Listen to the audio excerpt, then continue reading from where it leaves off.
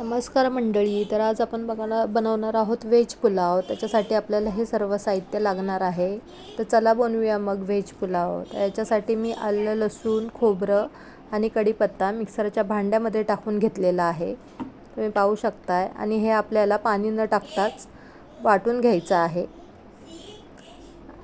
आणि इथे मी एका साईडला कढई गरम करायला ठेवलेली आहे, पाहू शकताय. त्याच्यात मी 2 चमचे तेल टाकून घेतलेलं आहे. आणि त्याच्यातच आपण आता तेल गरम झाल्याच्या नंतर जिरे टाकलेले आहेत. आणि जिरे आपले चांगले तडतडले की त्याच्यामध्ये आपण गरम मसाला टाकून घेणार आहोत. गरम मसाला तुम्ही तुमच्या आवडीनुसार टाकू शकता. मी इथे तेजपत्ता, दालचिनी, मिरे, लवंग असे टाकलेले आहे. जास्त गरम मसाला टाकलेला नाही आहे. आणि आता जे आपण खोबरं, आलं, लसूण, कढीपत्त्याचं वाटण केलं होतं मिक्सरमध्ये, ते घालून घेणार आहोत आणि व्यवस्थित परतणार आहोत. व्यवस्थित परतून घ्यायचं आहे, कारण हे सगळं कच्चं आहे. जोपर्यंत त्याचा कच्चापणा जात नाही तोपर्यंत व्यवस्थित परतून घ्यायचं आहे. आणि आता आपण याच्यामध्ये 2 चमचे मसाला टाकून घेणार आहोत. मसालाही तुम्हाला जितकं तिखट आवडतं त्या हिशोबाने टाकू शकता.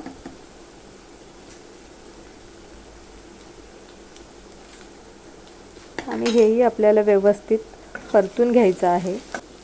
आता ज्या मिक्सरच्या भांड्यामध्ये आपण वाटण केलं होतं आलं, लसूण, खोबऱ्याचं, त्याच्यातच थोडंसं पाणी टाकून मिक्स करायचं आहे चांगलं, तेल सुटेपर्यंत.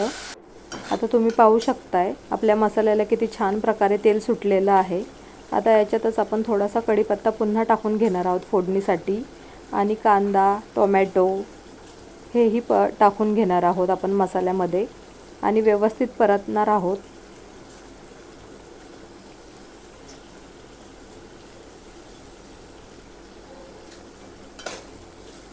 आता कांदा आणि टोमॅटो आपला चांगला सॉफ्ट झाला पाहिजे आणि त्यालाही व्यवस्थित तेल सुटलं पाहिजे.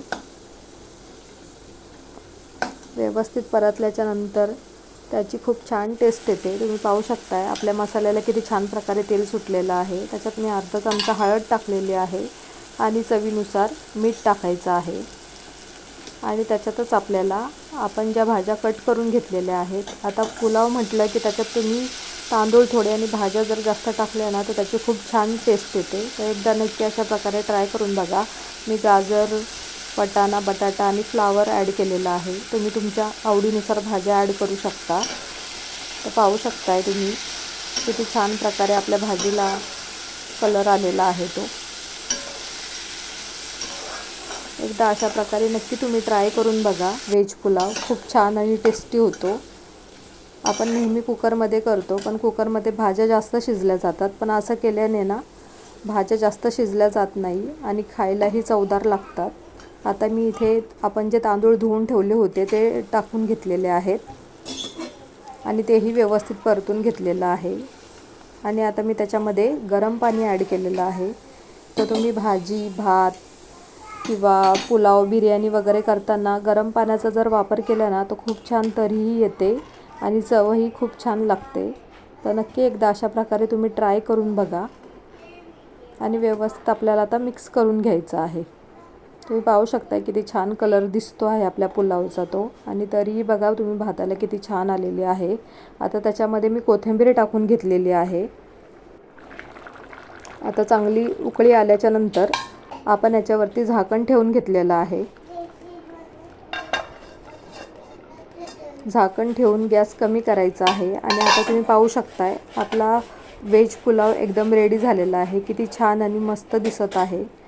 तर नक्की तुम्ही अशा प्रकारे ना एकदा ट्राय करून बघा. जर तुम्हाला माझी रेसिपी आवडत असेल तर नक्कीच माझ्या चॅनलला लाईक करा, शेअर करा, सबस्क्राईब करा. तोपर्यंत हेल्दी खा आणि मस्त रहा. थँक्यू.